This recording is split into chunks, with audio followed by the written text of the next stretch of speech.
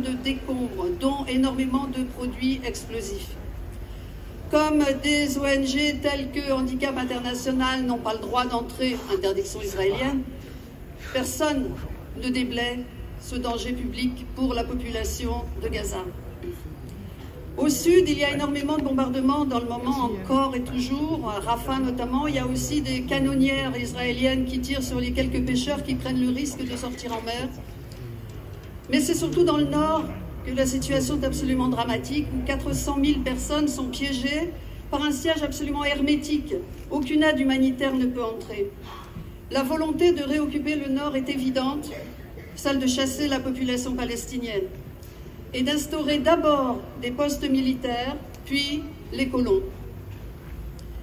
L'ONU a dénombré 7 massacres majeurs, entre guillemets, commis à Gaza entre le 24 et le 29 octobre. Et le 31, 200 Palestiniens ont été assassinés par des bombardements. L'ONU évoque une situation apocalyptique. Je cite, « L'ensemble de la population du nord de Gaza est en danger de mort imminente par maladie, famine et violence. » Alors, je sais que certains doutent encore de la pertinence du mot génocide. On est pourtant bien devant un génocide.